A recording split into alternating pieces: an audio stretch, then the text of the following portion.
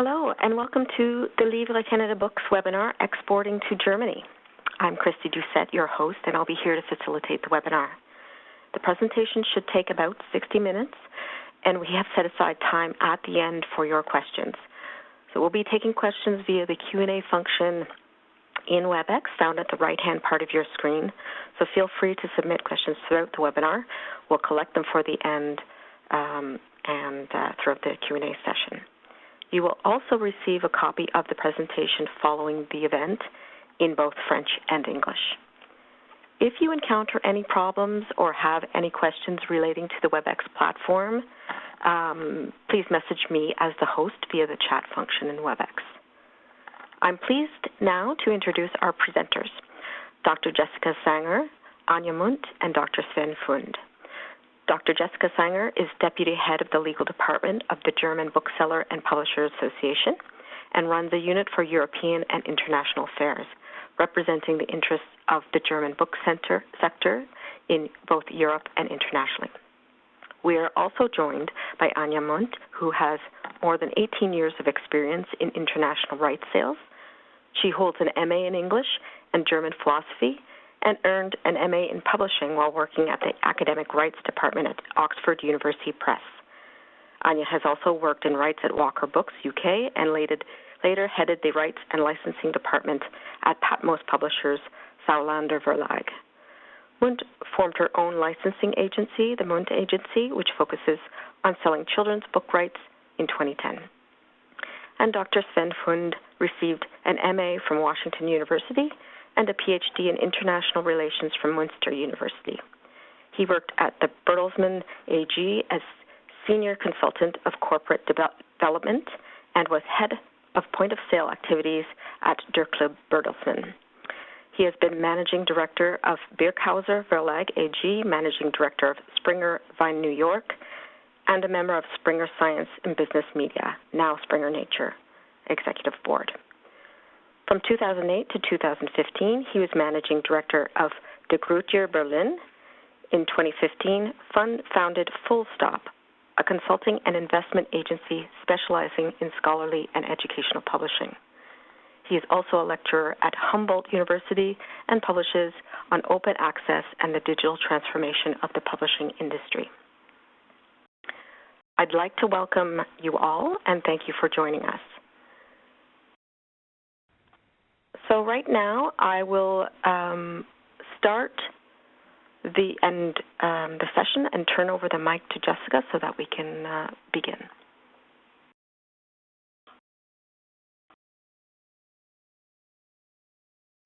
Hello, everyone. Thank you very much for joining.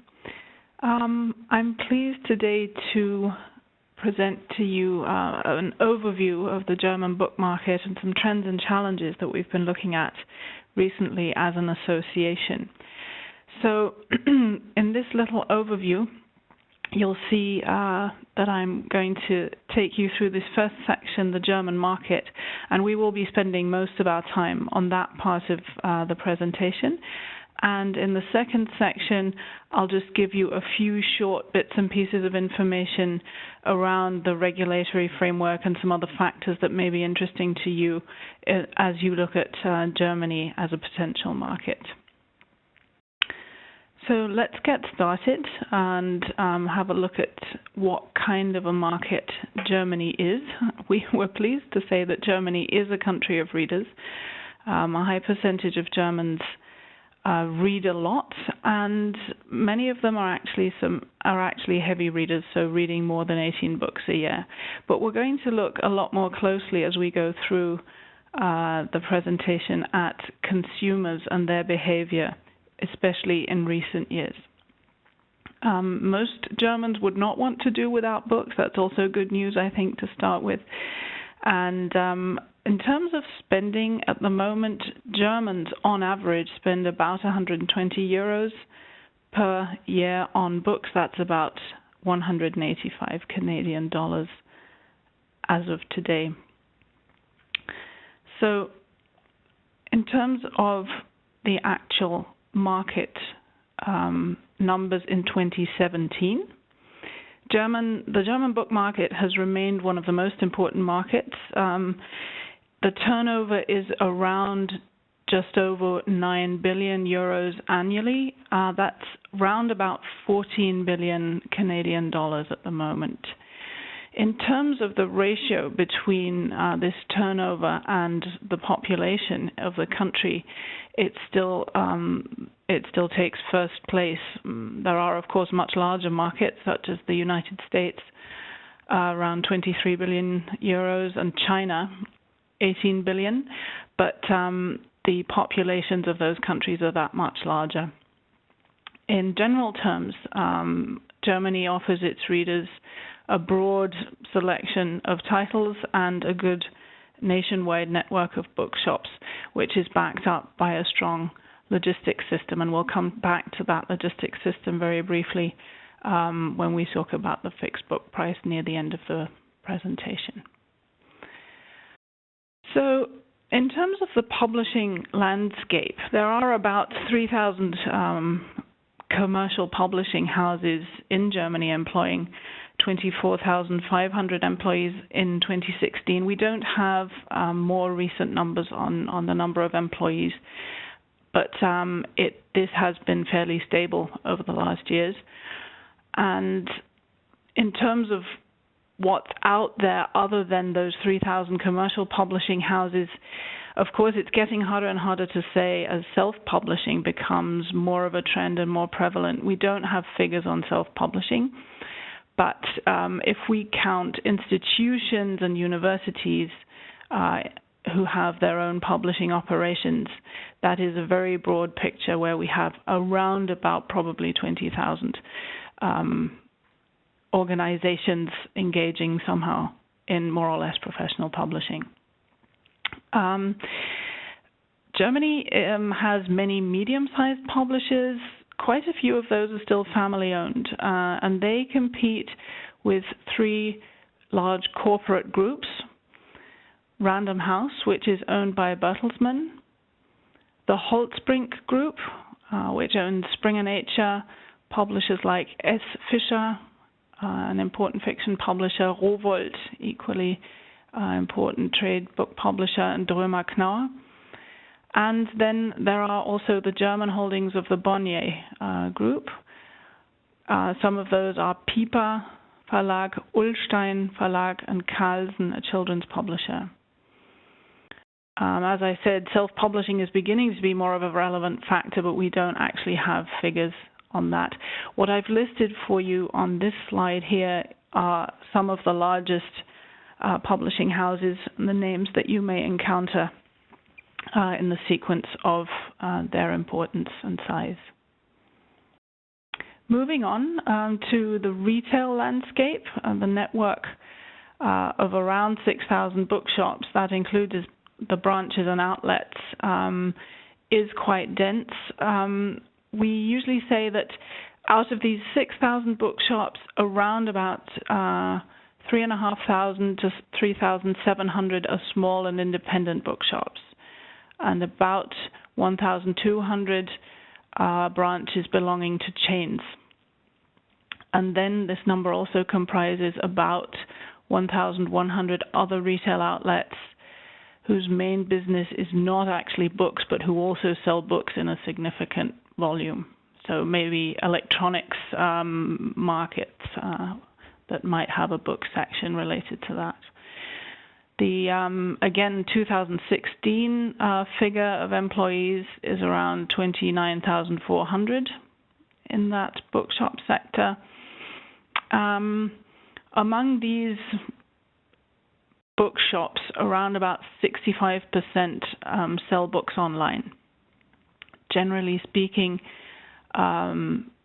most German bookshops have engaged with the digital market and do offer e-books also to their customers, often through their websites. The number of bookshops is declining slowly, but unfortunately fairly steadily. Some of the trends have been that we've been seeing fewer very large stores, and some of the chains have also been reducing their floor spaces over the last few years. The largest chains in the market are listed there: Thalia, Weltbild, and Hugendubel. There are some strong regional chains as well that will be known in a certain area, such as Meiersche, Osiander, Ruprecht, and Pustet. I've listed those. And there are really only one or two very large individual bookstores in Germany, Dussmann in Berlin, Witwer in Stuttgart, that's just merging with Thalia, the chain. Then we have Rombach in Freiburg and Graf in Braunschweig, Reufel in Koblenz. That's just to show you that they're spread out in different regions, and you'll find different types and, well, forms of book retail across the country. So let's have a look at some actual figures here. I mentioned the sector turnover just above 9 billion euros, and this is a chart showing the development over the last years. So it's been relatively stable, and the little stars below aim to show you the other actors who have emerged in the media markets during that time. So that's just to give you an idea of what's been happening and where the book sector has been going. Unfortunately, in 2017, we did see a decline in turnover of 1.6% after a year where it had gone up by 1% in 2016. So that's where we stand in terms of turnover. And some of the trends and challenges, I would say at the moment, I said that the book market is relatively stable, has been over the last decade or so, despite the transformation in the media landscape. But what we are seeing below the surface there, and I'm going to come back to this in a lot more detail later on, is that the number of actual book buyers has been declining, especially over the last 5 years. So that's an important trend we're going to be looking at that's visible to you on this chart that goes back to 2007, where we saw some growing numbers up until 2012, and then a decline that has become, well, a little steeper than we would like it to be in the last few years. On this chart, this shows you the turnover per distribution channel in 2017. You'll see on the right-hand side that actual brick-and-mortar bookshops are still the main distribution and sales channel for books in Germany. And of course, the general trend for online retail to grow exists here also. We've gone up, that's on the lower left there, by 1.5% over the last year to 18.8%. And then the other significant block there on the left is direct sales by publishers, which has stayed stable since 2016. Taking a look at new releases of the last few years, that's been really stable over the last year. I think there was only a very minimal change between 2016 and 2017. And the first editions in fiction among this number of 72,499 new releases went up to 14,273 this year. So that's the fiction proportion there, up from 13,891. So not a huge increase, but still strong. And children's titles have dropped just a little bit from 8,960 to 8,752. So again, only a small change there. Taking a look at the distribution of the turnover in different product categories, fiction, you can see, is by far the strongest segment. Small decline in the last year, but these you'll see that all the product categories have declined a little bit in 2017, except school books and educational books, which went up by just under 1%. So the general declines in sales have affected all categories, more or less, strongly.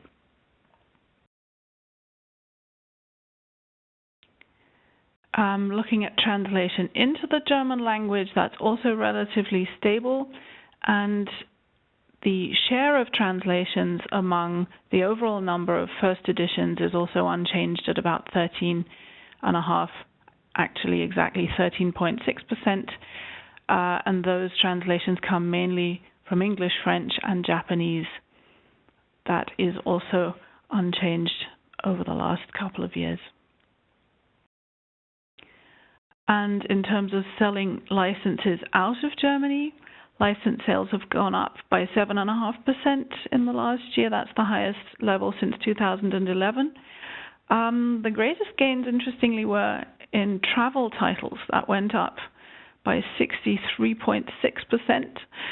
Non-fiction also went up by more than 35%, as did school and textbooks by a similar proportion. And the most important category in licensed sales abroad from Germany are still children's books, with a share of about 39% of all licenses sold. The top purchasers, especially in the children's segment, is the Chinese-speaking world. But that's just briefly the perspective from Germany outside. We'll take a look now at ebooks in Germany. And to give you an overview of that market, you'll see here the turnover share, and this percentage, the 4.6% over on the right there in 2017, is the proportion of turnover that was generated with ebooks in the consumer trade market. So this does not include academic titles, and it doesn't include school books, educational books, or specialist titles. This is really the trade consumer market that we're looking at here. So after a fairly strong growth in 2011, 12, and 13, the curve has really been leveling off considerably there. And just as a comparison, I've put in the US numbers, which are much higher, of course, in terms of percentage, but also showing that somehow the market is perhaps mature in terms of development there. If we look at the unit sales and consumer expenditure in ebooks, we can see that sales increased by about 1 million units over on the left there in 2017. That's a rise of 3.9%. And at the same time, the average price paid for each ebook is dropping. And the level we've reached there now at €6.38, that equates to just under 10 Canadian dollars. I've put the number in there. And the revenues from ebooks correspondingly are down by 1.4% because consumers seem to be preferring cheaper titles, as reflected by the graph on the right. Taking a look at ebook buyers, the ebook buyer numbers have also been dropping, as you can see over on the left there. The decline over the last year was 7.7%, and that is a decrease of 5.2% to 5.2%, in the share of ebook buyers among consumers overall. That's represented on the right there. The number of ebooks, however, purchased is still rising. We have the buyer numbers dropping slightly, and the increase in turnover is based upon more copies being purchased per buyer. And the purchase intensity, in fact, is up by 12.6%. So those consumers who do buy ebooks seem to be convinced and are continuing to buy them, albeit sometimes at lower prices.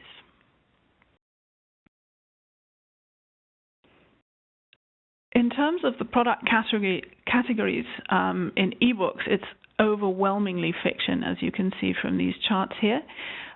Children's and young adult books do play a role, particularly in 2016, where we had a Harry Potter title that inflated the numbers slightly there, but we think that in 2017 numbers returned to what we think is the normal level there at around 5% of ebook purchases.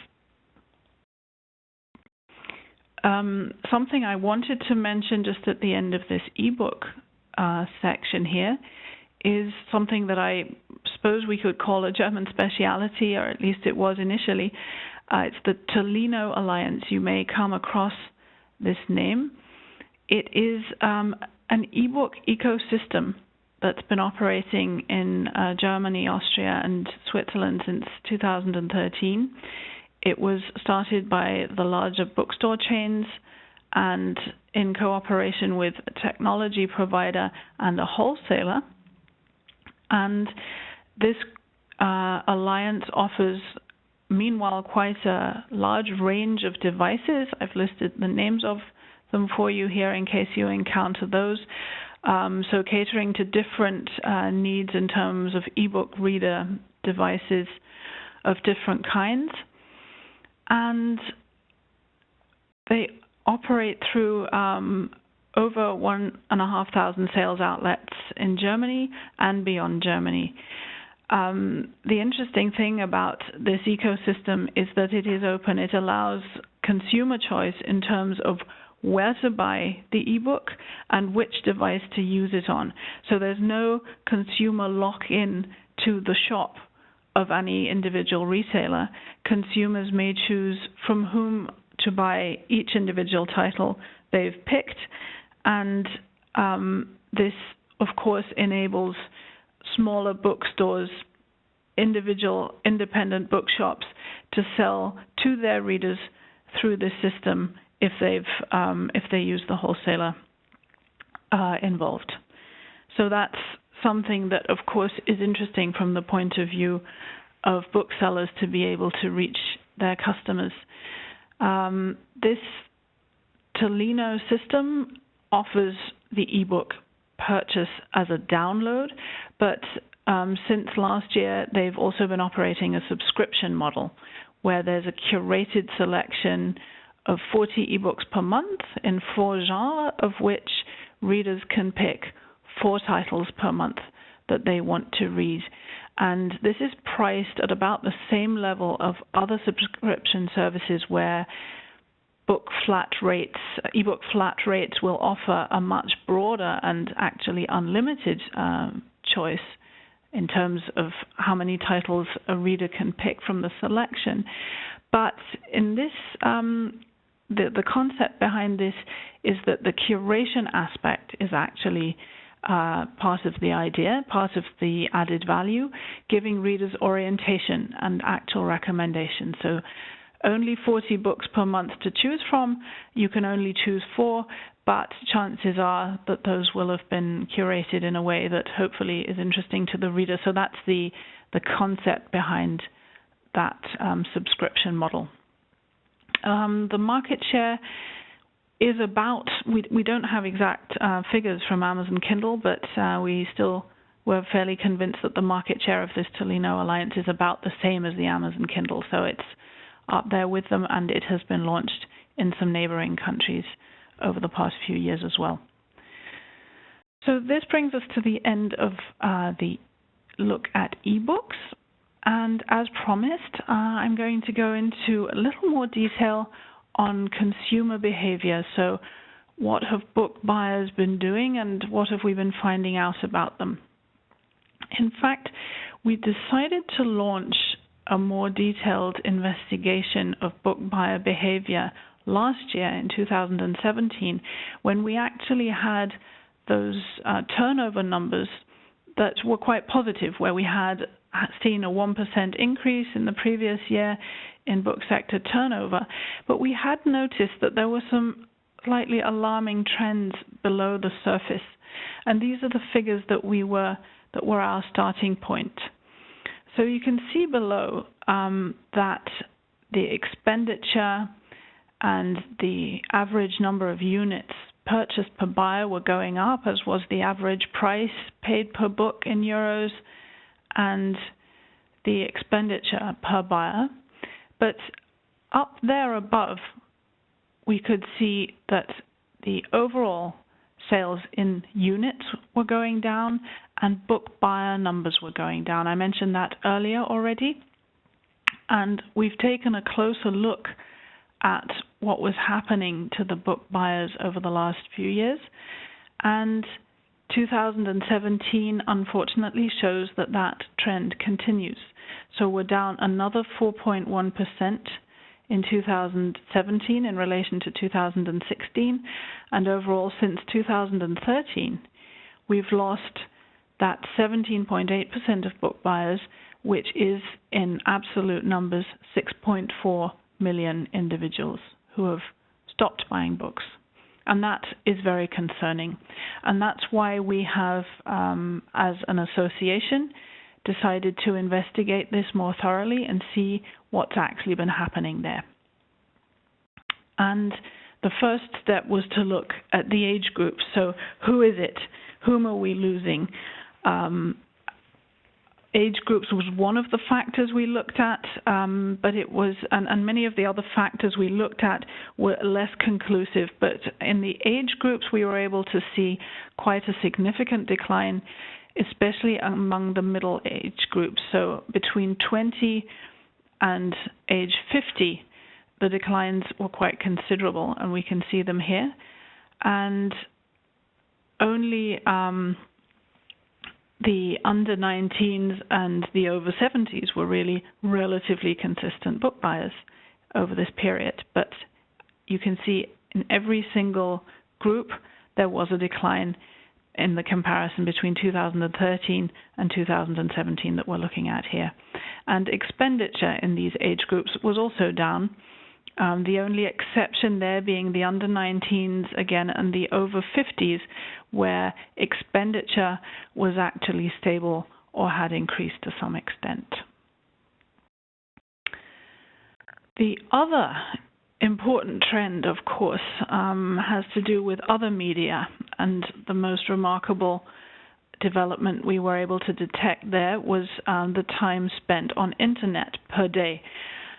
This is a comparison between 2016 and 2017, where we can see consistent rises in the number of minutes spent per day on internet. I don't think you will find this very surprising, but it's certainly something that is well documented here. And you can see down below there the kinds of uses that we're looking at. We're looking at videos and, of course, also communication and games that are taking up more and more time, especially in those age groups where reading, or at least book buying, seems to be declining. We were able then, through the GfK, which is the market research organization we work with, to identify those individuals who had actually stated in their reports, in these consumer panels, that they had moved from consistently over the last few years buying considerable numbers of books to suddenly not buying any books any longer.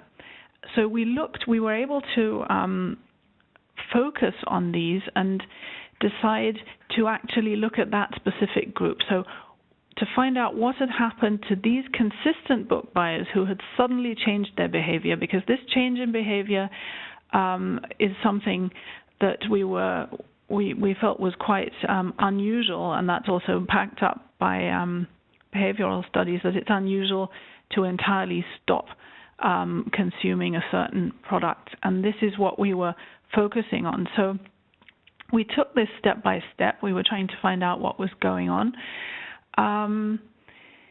To analyze why this migration, why this change in behavior was taking place, we used the method of focus groups. This is a state-of-the-art in terms of qualitative market research, and is well suited to exploring consumers' perceptions and experiences, as well as their actual individual needs, and also potential barriers to buying a certain product. And what we actually did was to invite the respondents representing this group of what we call lapsed book buyers, and a selection was made in order to have an equal gender balance, and 2 age brackets were picked. So the 18 to 29-year-olds and the 30 to 50-year-olds. And there, again, there was a mix of personal circumstances, incomes, educational backgrounds, and respondents were selected from 2 very different regions of Germany in order to exclude any factors that might be relevant there. And also, wherever possible, we picked individuals who had stated a broad variety of different reasons for having given up reading in the past, or having recently given up reading despite having been consistent readers in the past. We did not, however, look at the group of non-readers. So people who were never interested in books in the first place were not our focus in this study, because we wanted, in these group sessions that we then scheduled, we wanted to have a constructive dynamic, and rather than, well, people saying basically, I've never cared about books, why am I sitting here, to put it bluntly. And we wanted to avoid expressions of total disinterest in the topic.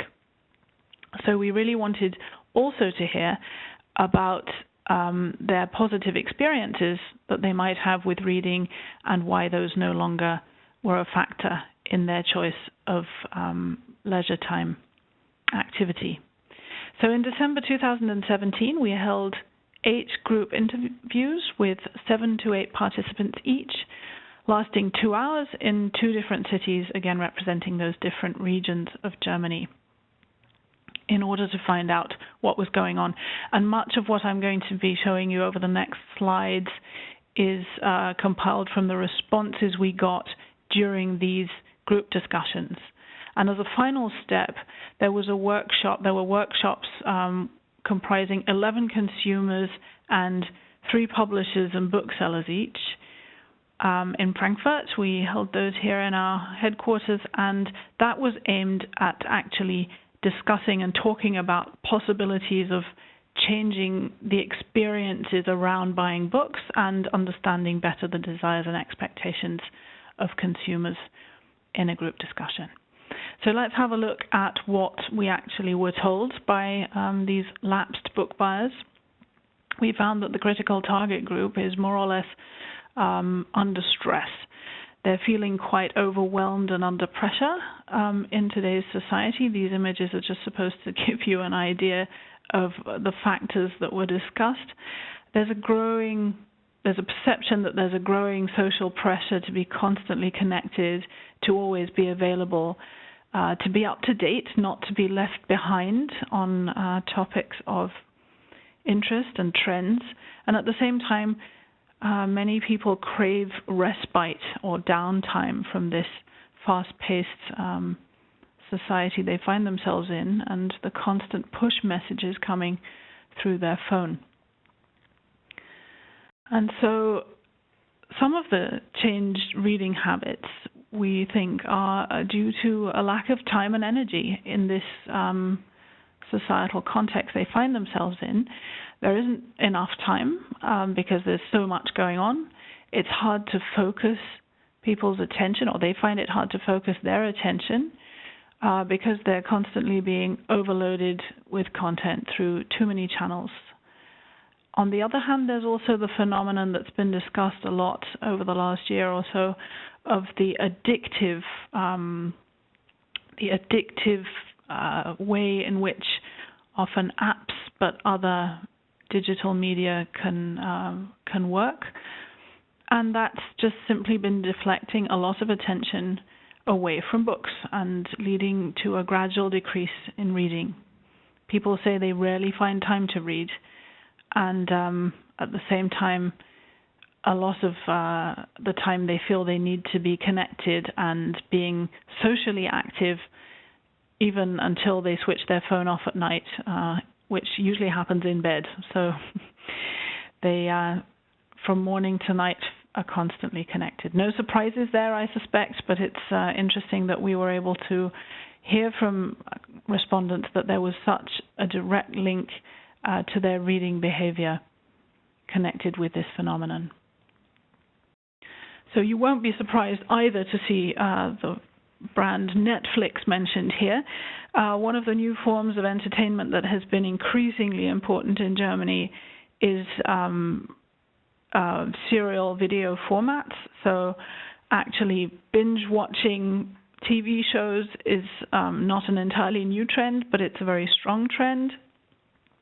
And interestingly, people have consistently said that they don't watch one episode. Most of them don't watch one episode. They'll watch 2 or more, around about half of them 3 or more, at a single during a single viewing session. And that's certainly something that is relatively new to the entertainment market in the last few years.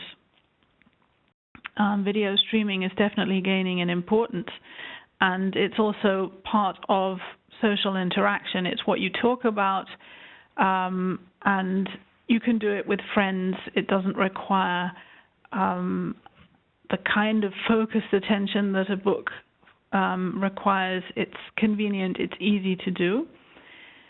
And people have said that sometimes they can still be answering phone WhatsApp messages or text messages even while they watch something. It's just easier to let it wash over you and feel connected at the same time, which of course is not the case when you actually sit down, switch everything off and read a book.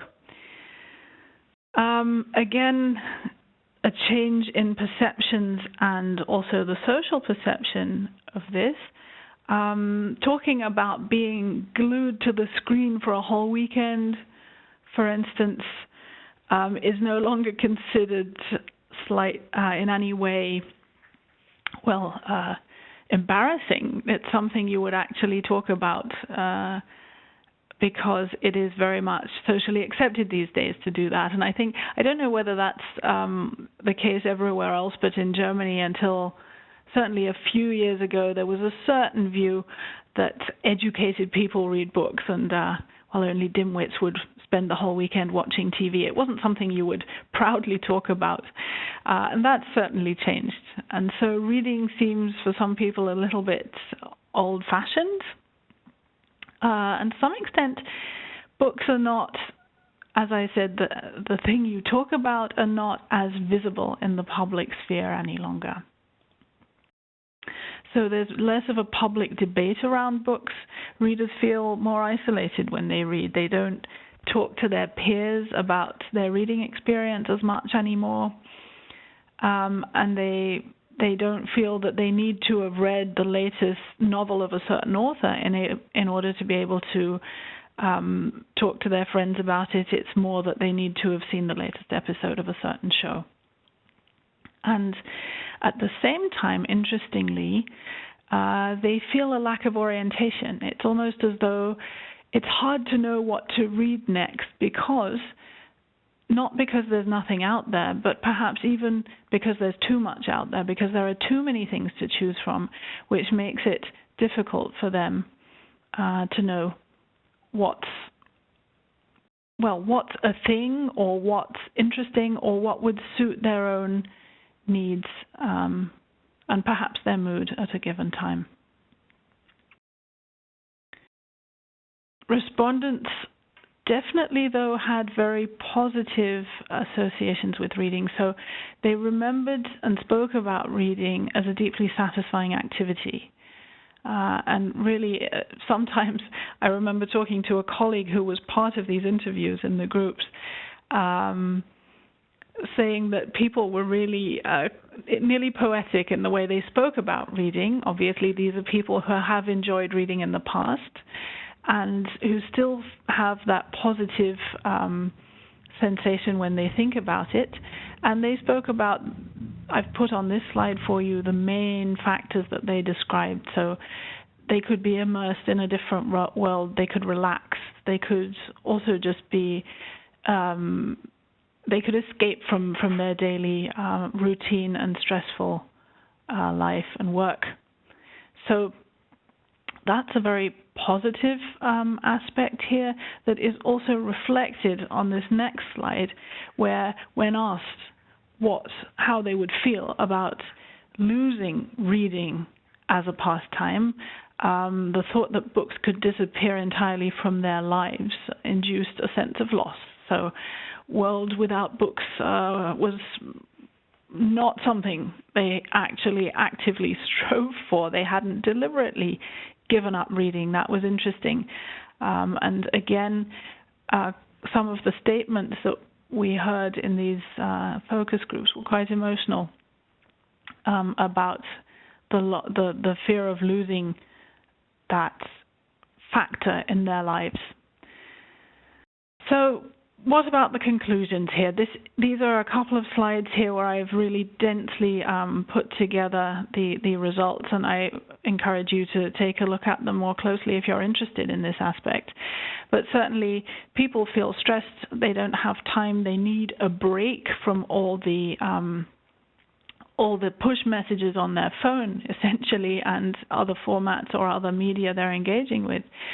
And they feel somewhat overloaded by today's offer and also the expectations of their surroundings in terms of communication. And that's leading them to read less frequently, and much of that has to do with serial show formats, at least for these previously avid readers that we spoke to. And it's certainly something that's a thing, a fashion, and that's something that books are not at the moment, certainly in Germany, and they've disappeared from public debate. So a lack of orientation is something that definitely we feel needs to be addressed. We've tried to summarize the results of what consumers need here in these 5 little clusters. So they need their attention to be actively drawn to books. They don't encounter them in the media that they use on a day-to-day basis. And in a certain way, they want and need to be reminded of the availability of books. They also hope for a certain degree of certainty and orientation. And I think that speaks to the curation aspect. So proposals in terms of which books could be interesting to them from people they trust or from sources they trust. Of course, they also seek the experience. Books can be, they can offer suspense, they offer entertainment of different forms, and to many they still feel like something special, something they treat themselves to in a positive way. And that also ties in with the wish for an added value. And again, as I mentioned before, books are perceived as a good way of relaxing, offering downtime and positive equilibrium in their life. The final workshop that we held at the end of this process, where we collected some ideas, really shows that I feel that readers want to be actively wooed by the book and also by the bookseller. And I think it shows very clearly that we can't wait for customers to make their way to books, but books are going to need to make their way to the reader. Some of the suggestions that came out of this workshop I've listed on this slide here. Some of them may make more or less sense, but I think what they do show is that there's still a great interest in reading, but again, the books don't sort of jump out at people in the same way as other media do, and they would welcome ways in which books and reading were made more attractive to them. So a number of ideas here, none of which have turned into concrete projects yet, and this is very much a work in progress. But this is a collection of proposals that came from the readers themselves. So we thought we would present those. And I suspect that this is probably not entirely a German phenomenon, though some aspect of it, of course, may be linked to the German market or German society. We don't know that exactly.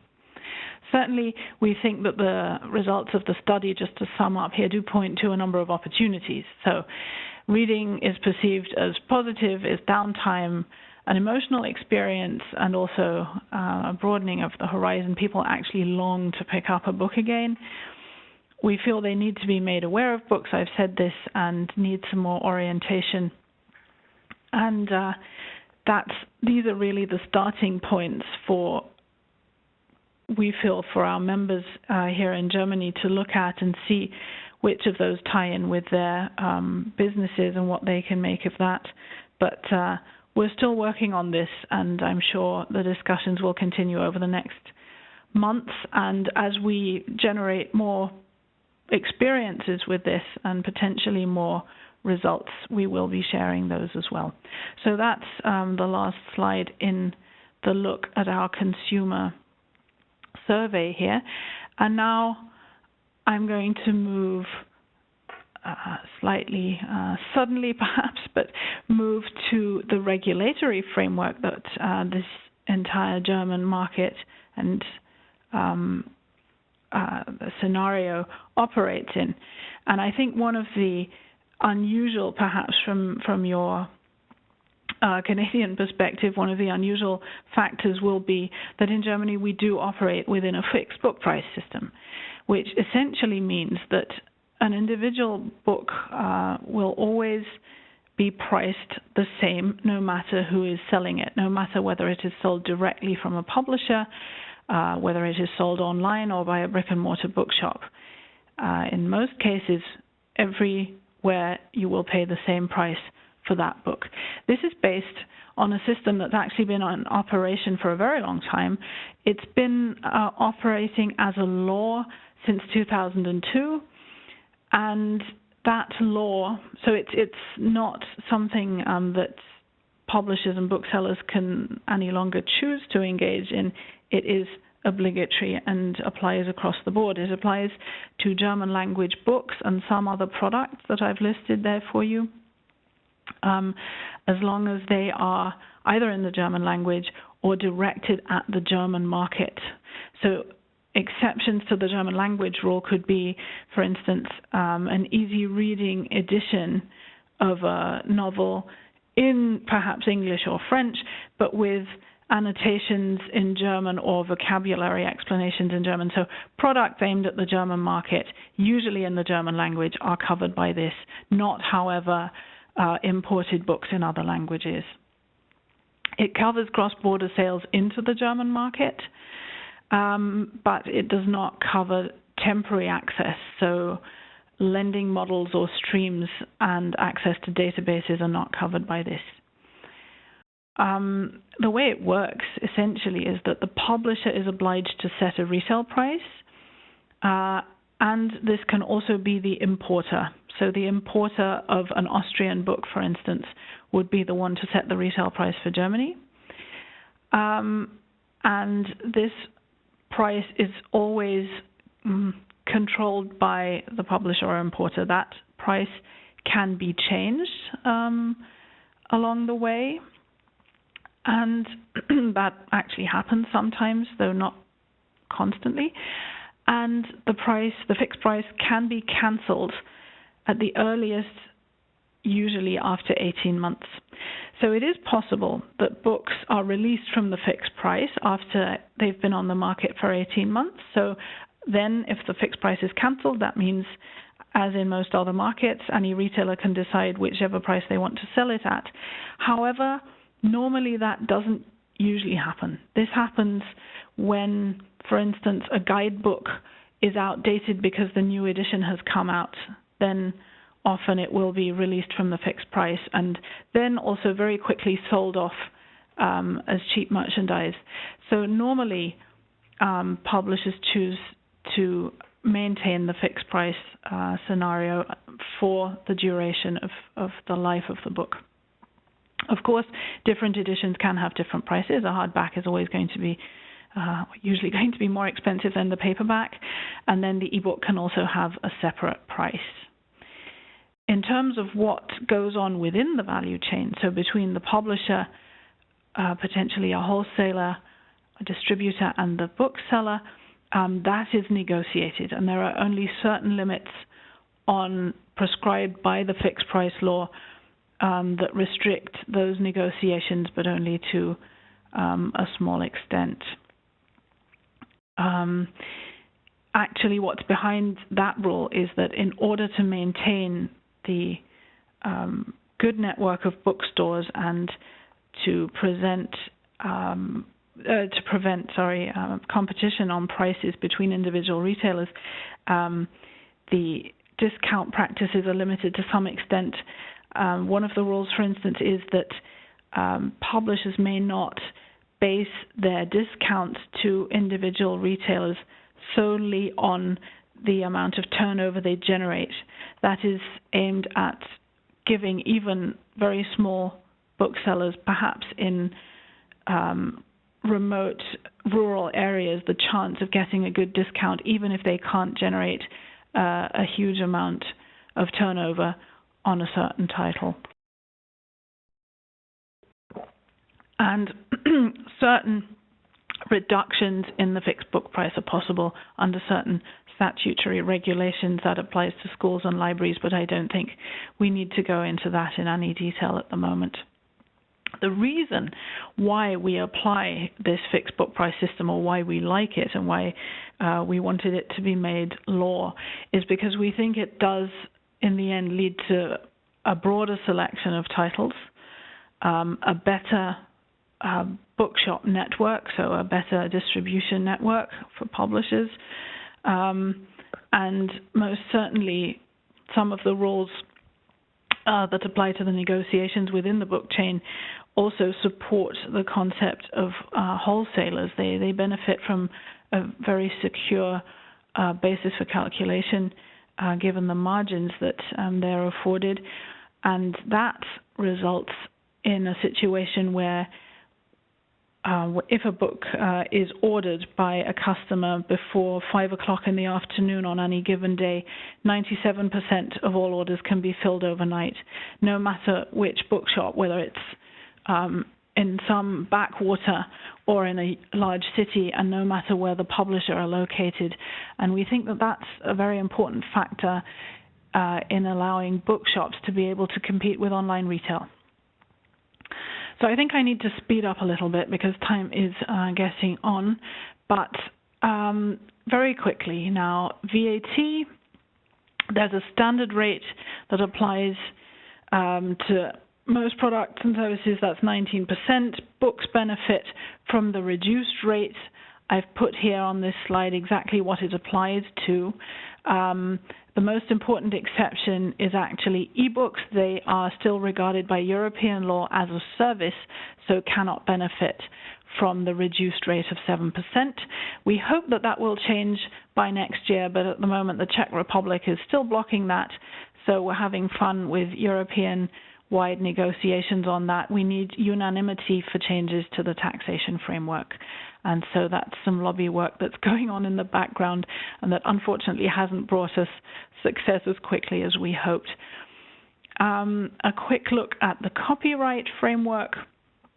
Unfortunately, in Germany, some laws were passed last year that introduced some pretty onerous exceptions in the area of teaching and research. I've outlined those here for you. We are in the process of hopefully beginning to measure the impact of those exceptions. It's not always easy to do with copyright exceptions, but we're a bit worried that for university textbooks and other learning-orientated materials for higher education, the impact of these fairly broad exceptions could be quite strong.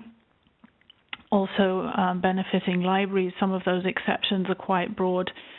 For instance, they can make works available at terminals and allow users to actually copy 10% per session, but there's no limit to the number of sessions that users can engage in. So we're not particularly happy with those, but those exceptions are at least supposed to be compensated for by lump sums that are distributed via RROs, but that's at the moment that system is not actually. We don't think that's going to be able to compensate publishers properly for a number of reasons, which it would take too long to go into now. However, regarding copyright enforcement, which of course is a huge challenge in the digital world, the German courts have been relatively sensible about this. There's a relatively good track record of making notice and take down something that actually resembles notice and stay down to some extent. I've outlined here the legal background to that. So under the tort of nuisance, certain platforms who basically do nothing other than offer illegal content under the guise of being just a sharing service for people's own, holiday photos and things like that, they can be viewed as an instigator if the service is actually causing the infringements. So relatively good case law there, but of course, as everywhere else, it's often very hard to get hold of the actual operators of these platforms, especially when they're based outside the country. So I think that's no different from elsewhere. Some other things I put together here for you relating to translation grants, specifically for Canada. I've listed some contacts here that may be useful for you and wanted to draw your attention to the fact that the Canada Council for the Arts has a special program for translations aimed at Frankfurt 2020, and I've put the contact and link down there for you in case you were not aware of that yet. That might be interesting to you, I hope. And a very short final slide here on innovation, some innovation work we've been doing here in terms of book sector innovation. Our association is running a startup accelerator. It's in its second round now. The third round, sorry. The first couple of years were pretty successful, and I've outlined that here for you in case that's of any interest. There'll be a presentation at Frankfurt Book Fair on the 11th of October where you can see that, and feel free to get in touch with any questions you may have around that. And in order for you to be able to do so, my contacts are right here on this final slide. So sorry for taking a little longer than I was supposed to, and thank you very much for your attention and patience. Thank you very much. That was very interesting, particularly your consumer studies. I think we can relate to many of your findings here in Canada as well. So I'll just pass the microphone over to you, Anja. Let's take me a moment. There we go. Thank you, Christy. Thank you. Hello, everyone. Right. After Dr. Wenger told us about the German book market in general, I'm going to focus on the children's book market. And my presentation consists of 6 different areas. First of all, I will look a bit at the facts and figures of this particular market segment, then take you through the current bestsellers, present the challenges that we see in the children's book market, which will repeat a little bit of what Dr. Wenger pointed out, because obviously that applies to all segments. I will look at the trends, what publishers are actually doing in answer to these challenges. I have an entire section where I've listed a number of the most important children's book publishers with a small description and listing some of the authors they are publishing from other countries, but I won't go into this. It'll be in the slide. You'll receive the slides afterwards, and that's just for reference of those of you who wish to sell into the children's book market.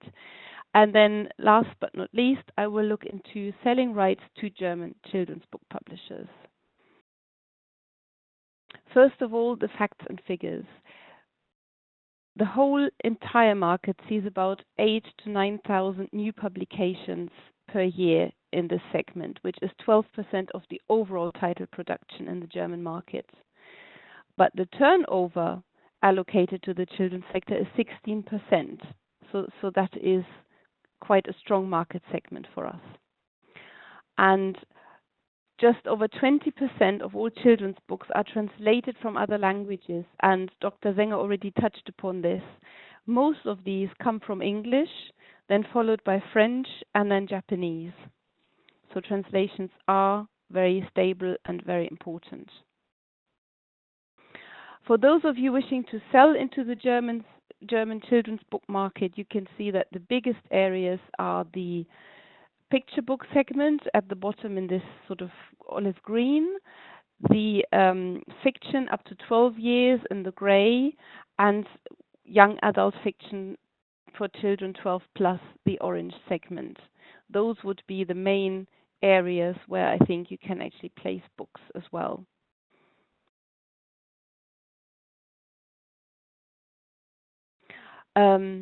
For us, selling rights outside of Germany, that continues to be very important, as Dr. Sänger also pointed out. We have very active rights departments, particularly in the area of children's books, because almost 40% of all the rights sales are within the children's sector. And if you compare that the children's books are only 12% of the overall production of titles, you can see that this is an area that is really worth pursuing. And over the last 10 to 12 years, I would say that German children's book publishing has seen an enormous rise in children's rights sales departments and more focus on this.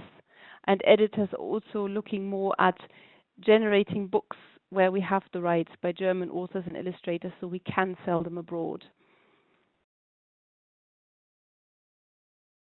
However, if you look at the current bestsellers in the picture book segment, and funnily enough, I looked at my presentation from last year and it is literally unchanged. Last year was exactly the same. We had 3 very important translations from English, 3 classics that were on the top 10 children's picture book list: The Gruffalo, Goodnight Gorilla, and The Very Hungry Caterpillar. So there are some very, very strong classics that continue all the way through, and the rest is German originals. And in picture books, from the overall 20 best-selling picture books, we have 7 translations from English, and we have even 1 English original, which is the book A Day in the Life of Marlon Brando, which is quite amazing that the English edition has been in the top 10, but it was now published in German in June. So I expect the German edition will now start entering the best-selling lists. This changes completely if you go away from the picture books and you look at fiction. In children's fiction, you still see very few translations. At the moment, it's 1 translation in the children's fiction area. But for young adults, we have 10 out of the 20 top-selling titles that are translations from Diary of the Wimpy Kid series at the moment. Last year, we had a similar ratio. We had very many English titles on there, but also J.K. Rowling, because last year we had the Fantastic Beasts book out, and that amounted to a large number of sales. But if you look at the whole top 20 YA titles, then 19 are translations from English. You can see that in the YA area, the translations we buy in are very important, and they really make it onto the best-selling lists. Current challenges in the market. The children's sector is relatively stable, but also due to the retail prices that have risen slightly. We've seen that the book buyers are actually dropping off, or people might be buying less titles, but the prices are slightly up. So that explains that. We've had a little bit less turnover in 2017, but 2016 was particularly strong because we had 2 Harry Potter titles and 1 Diary of the Wimpy Kid in the top 10, and that distorted the figures last year. That had showed us a rise between 2016 from 2015 that was really largely due to these titles. So it is fairly stable. However, and as Dr. Sänger pointed out, we have lost about 31% of readers among the 14 to 29-year-olds since 2003. And this is a problem, and this is something that is really making our heads steam a bit, because we can tell that children's books are there to teach the kids to love reading, and that works. But our problem is what happens when this love of reading and the books get lost when people turn to their smartphones and the smartphones take up all their time. So books are really competing with various forms of entertainment and social media that really want the reader's time and attention. And we can tell that it's a generational factor. The young readers are easily distracted by other things. There's a low level of frustration tolerance. They easily turn away from a book. Dr. Zenger called this a lack of focused attention, and this is really very much a problem. And it leads to the fact that we see a shift from more literary works towards genres that are easier to digest. They might be less pages, they might be in a different format, and they seem more accessible to this readership. At the same time, we're still seeing the creation of new children's imprints, and I would say that certain areas of the children's book market are still overcrowded with new publications. And this is something that Dr. Zenger also mentioned, where she said the readers find there is a lack of orientation. This is very, very true. It's difficult to navigate for readers who are sort of reluctant readers or not those strong readers who buy many, many books. It is a daunting thing to choose a book or to find that one book that might actually hold your attention. We've also seen new publishers, new smaller publishers that focus more on German authors and illustrators, clearly wanting to go into that market share of rights selling abroad, because that is a very good area or very promising area. And we've also seen a number of foreign publishers launching German subsidiaries in the children's segment. For example, in 2015, the Polish publisher Armed launched a German branch, and Little Tiger in London, they founded a German publishing house called 360 Degrees in 2017, because they found, or they felt, that this way they can increase the turnover more than if they were selling the rights into Germany. So this all adds to a large influx of titles. What are German publishers doing in answer to these challenges? Some publishers are actively reducing the number of titles they publish per year. And instead, they are looking for strategies and opportunities to win back readers. They feel that books need to be made interesting again. They ought to be seen as trendy again, just like Netflix and whatever is out there. Books need to be able to compete with this. They are also looking to have more targeted marketing support for the books that they do publish. There's a lot of trials and a lot of activity going around with bloggers and influencers to market books on YouTube and all sorts of channels. We are increasingly, particularly in the YA segment, using English titles on the covers with German subtitles. So that because English as a language is seen as more trendy. So if the book has an English title, the young readers might be more likely to pick it up and look at it. And there's more advertising in social media. Some publishers have started to send extracts and extra material to readers' smartphones as an add-on material to make it look trendy and more interesting. It might be something people might be able to read, to share with their friends via their smartphones. I'm not sure how that works out. I've not seen any figures as to whether this is really promising, but we're following in these, we're looking into these areas in order to gain back readers and win them back. Most importantly, and this ties in what's been said about offering convenience and ease, publishers are looking to present the content in new formats and genres. So we're now seeing a lot more graphic novels that present, for example, world history. Fiction is presented more as short stories, and some fiction titles have only 90 to 120 pages, because the feeling is that readers will not then drop off so quickly. There are more coming-of-age titles that are presented as comics and graphic novels, and they are really selling very well. It seems to be more accessible as a format. And one publisher has launched the Comic Library of Knowledge on any title, on any topic, whether it's the internet, the universe, artificial intelligence, bees. It's all in comic form. 100 pages per title, no more, so it doesn't look too daunting to pick up that book. We're also seeing libraries who are visibly more active in promoting reading. We've always had libraries offering like a toddler reading club where you can take your toddler in and a librarian will read a book very actively with a few playful elements. And now we also have summer reading clubs for first readers or children in primary schools. Libraries are calling out summer book readers prizes to highlight books, to push them forward.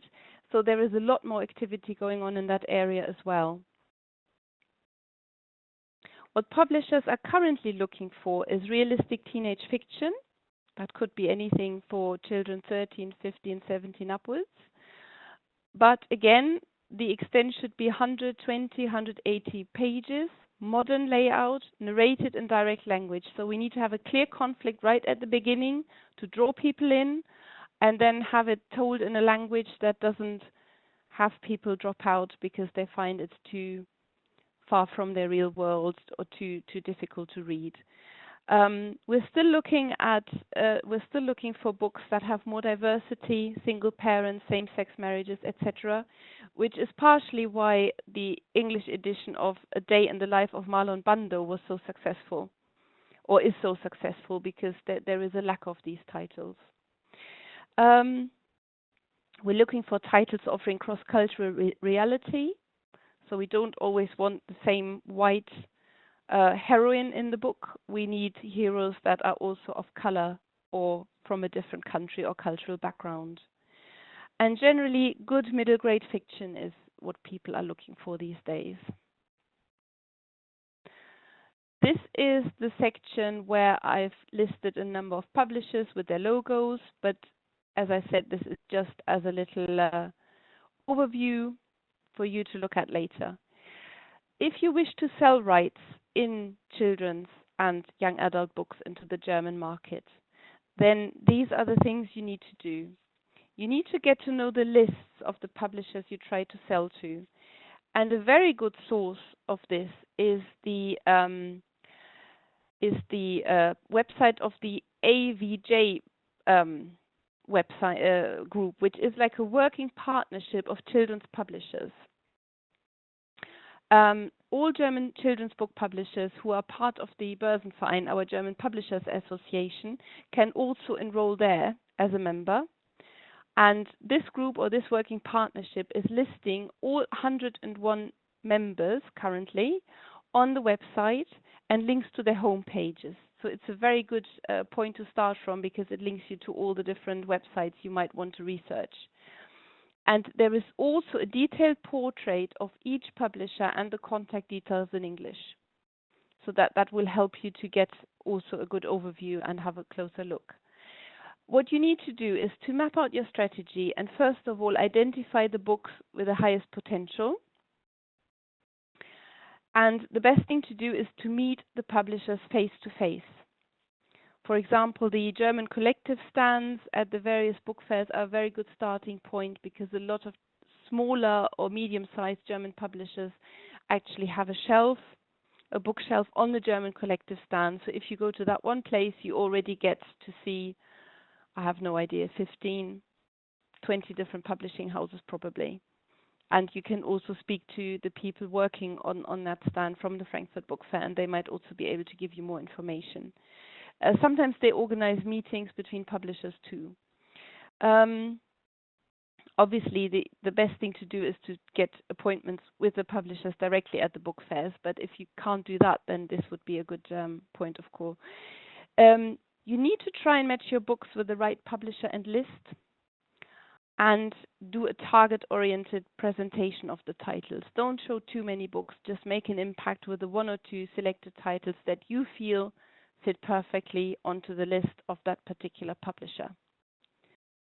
And then, of course, follow up with comprehensive material, including the information about those translation grants that Dr. Wenger mentioned. That is very interesting to German publishers.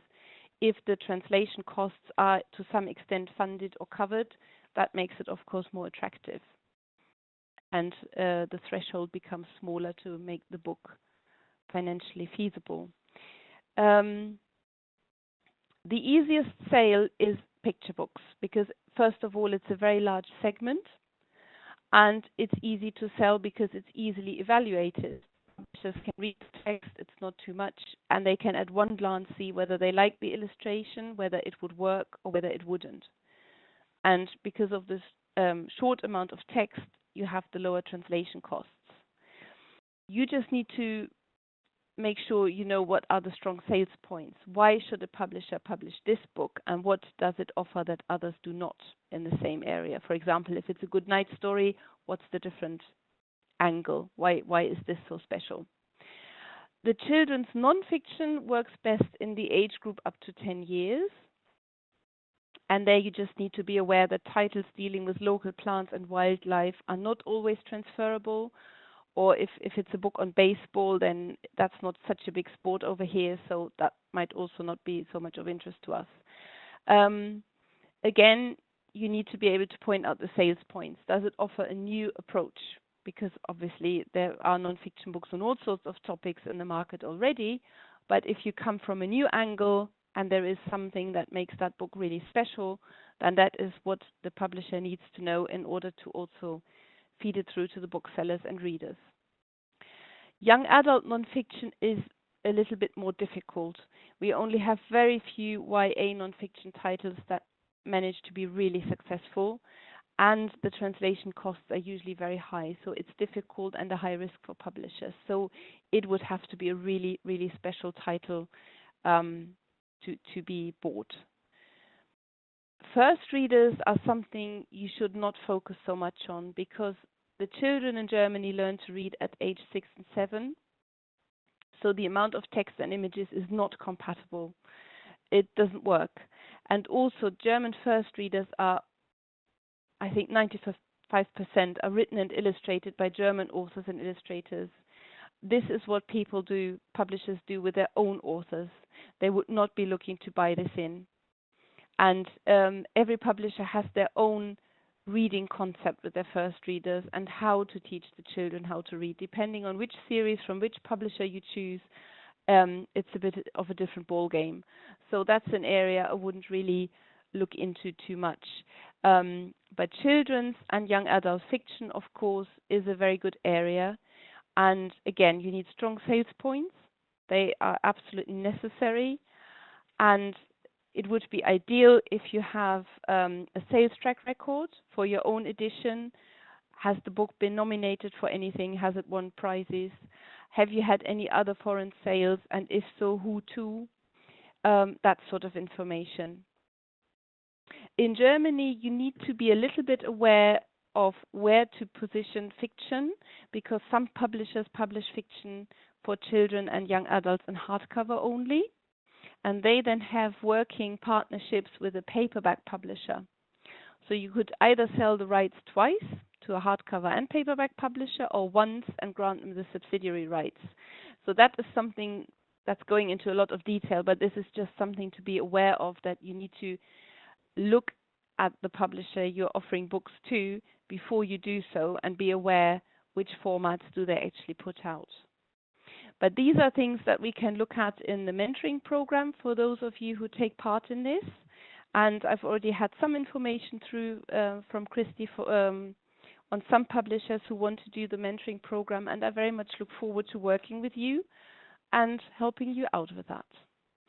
And thank you for your attention. Thank you. So I'll continue to pass the microphone over. There we go, to you, Sven. Thanks a lot, Good afternoon, everybody.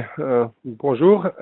I would like to give you a very brief overview of the academic book market, and you know that as in Canada, this is a very different segment, and a lot of what Jessica has mentioned, for example, on ebooks, does not apply to the academic book market, because this was more a trade and an end customer perspective and not an institutional perspective. Can't move the slides on. Oh yeah, there I can. You have a little bit of background on me already, so I can spare that in the interest of time. And I think for academic publishers among you, it really makes sense to invest the time into the mentoring program. Happy to do that, because I assume that your programs are quite different in nature and that you need a very concrete fit. But about the market a little bit, it's the second largest academic book market in Europe, and that you are looking at here, both in research output and also in publishing volume. It is a multi-language market. Approximately 30 to 40% of the output is primarily in English and or in French. So that's probably a good starting position for you from Canada. It is a very fragmented space still. There is a strong trend towards consolidation, either by outright acquisitions, but also through partnerships. I have put down a few consolidators here. One of them is obviously Springer Nature. There's De Gruyter. There's also Brill, originally from the Netherlands, who is buying itself into the German market.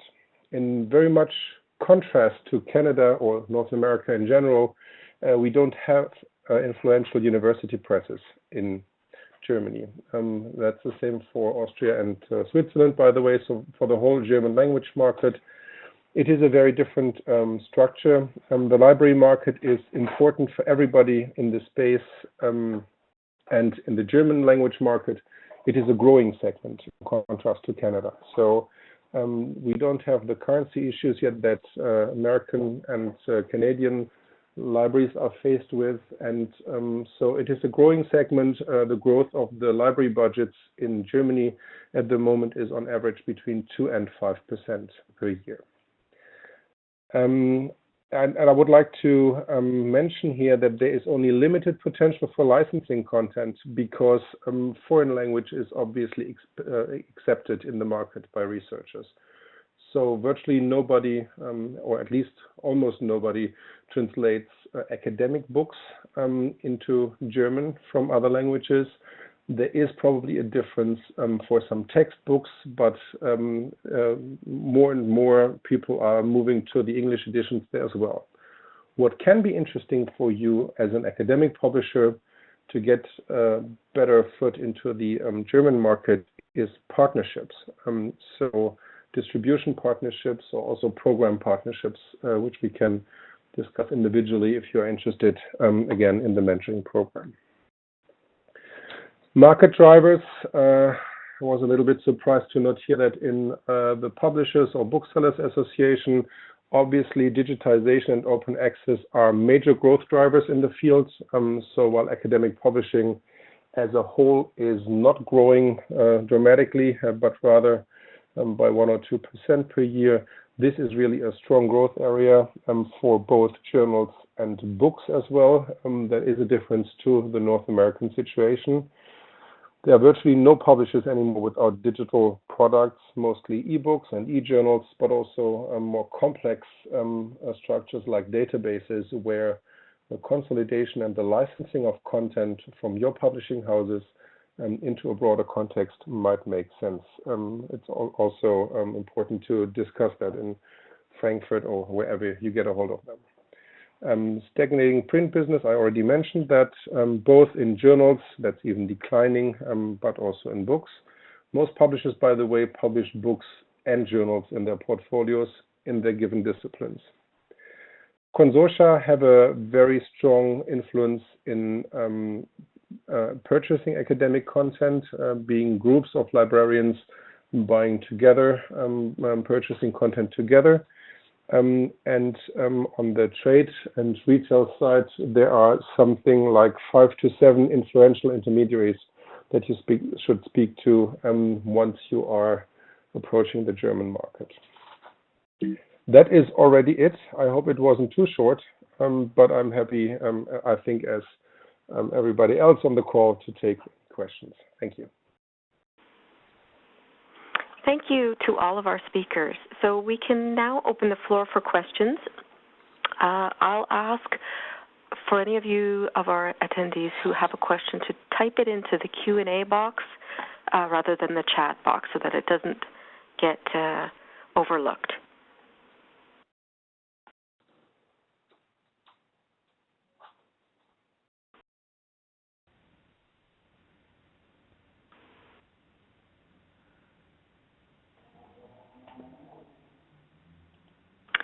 The first question I have here was for you, Jessica. Do you happen to have a proportion of translations that might be in the large number of fiction sales? Do you have a breakdown of what those fiction sales might be? I'm sorry, I'm not entirely clear what the question is. So fiction sales, how much of those are translations? Wondering what the proportion of translations might be in the large number of fiction sales. Yes. So yeah, I think I mentioned it. It's 13.6%.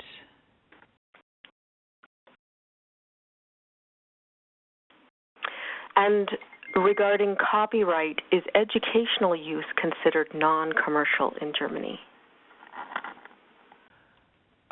I suppose that would depend on whether the educational establishment as such is commercial or non-commercial. However, that's not always a decisive factor in terms of whether an exception, for instance, will kick in or not.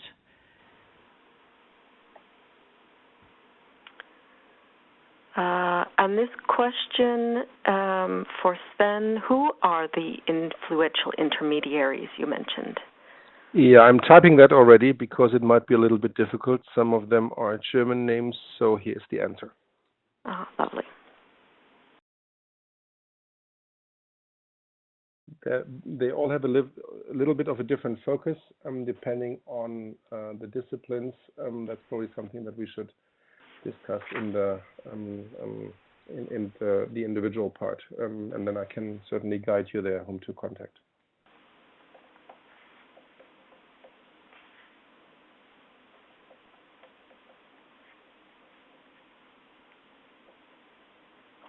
For those listening after the webinar today, simply send me an email and I can send you the information here.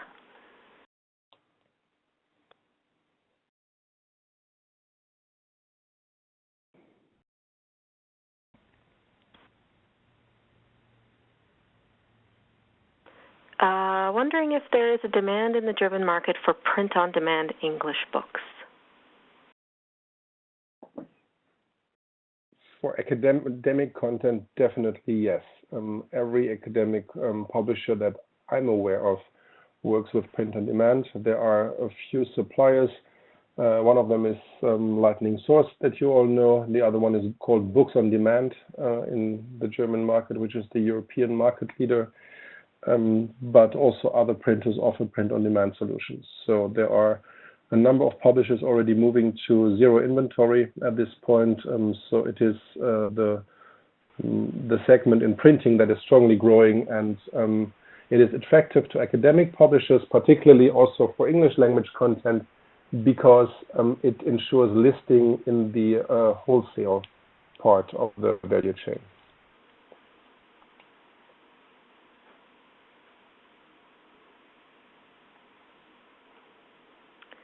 Do academic publishers need to consider translating? Sorry, I've just lost the question here. Let me move back.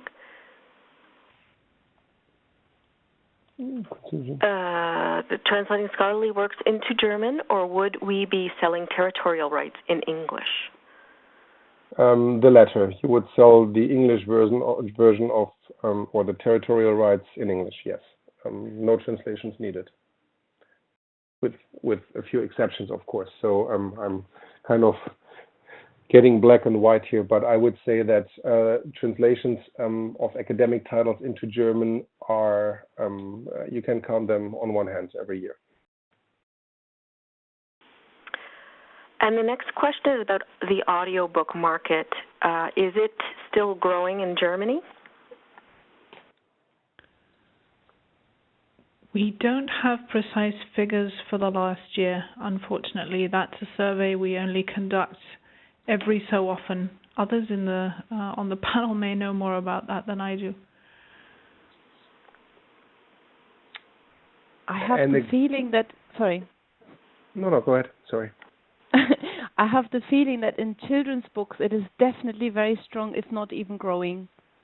And from what I know in adult fiction, there seems to be a fair bit of growth as well. But this is just information based on a large publishing house that I used to work closely with. But they are increasing their output, and that is the one segment that is providing steady growth as far as that large publisher is concerned. Yeah, I would second that. I would say anecdotally, but across the board with the publishers that I'm aware of, audiobooks is one of the growth segments that many people look at.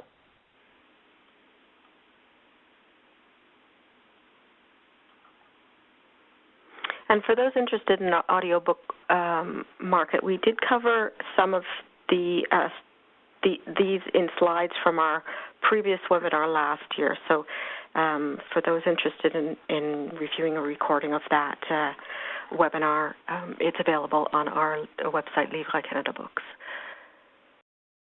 The next question is, we have a book of short stories in English. We want to see it published in German using the Special Canada Council Translation Funds. Is this a good idea? Is there a market for adult short stories?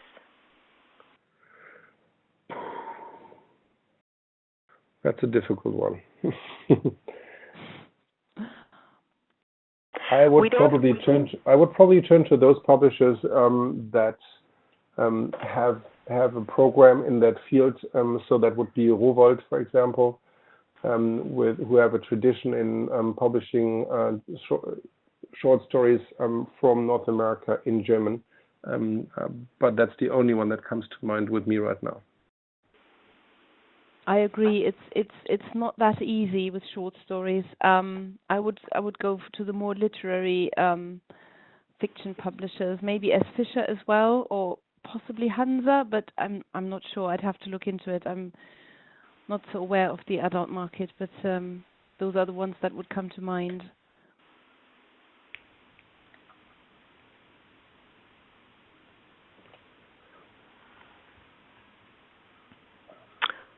Oh, sorry. Yes, I can write that down.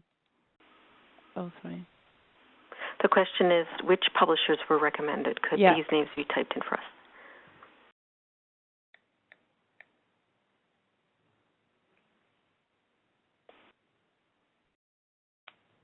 Thank you.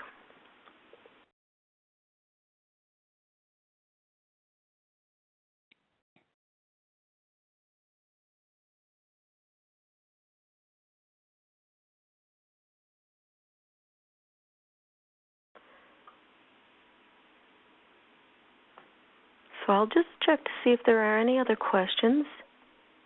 A reminder that there is a recording of this event, as also we'll have copies of the presentations. So as we've now come to the end of the webinar, I'd like to thank our presenters. Sorry? Yes? Sorry to interrupt you, Christy. I think somebody sent a question just to me by mistake, and I can see it here. Okay. Should I answer that? The question is, can I explain the difference between book club and mail order sales? I would imagine book club sales are done through mail order, aren't they? That's the question.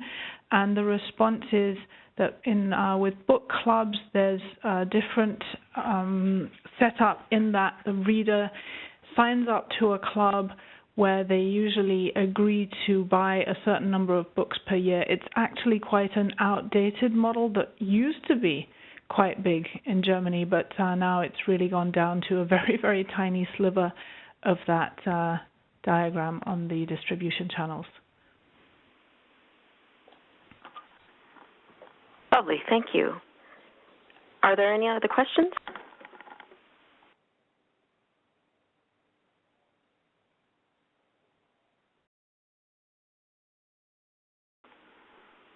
Great. Well, I'll take this time to thank our presenters for such a comprehensive view of the German publishing market.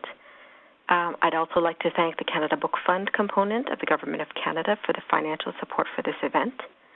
This webinar, as mentioned, is one component of our mentorship program for Germany. So if you are interested in a review and a one-to-one feedback from an expert in either adult, children's, or academic publishing, please contact us as we have a few spots remaining. As a reminder, please be sure to complete the evaluation form that will appear at the end. Your feedback is important to us and helps us provide content and programming that meets your export needs. To stay connected with Livres Canada Books, find us on social media, Twitter, Facebook, or LinkedIn.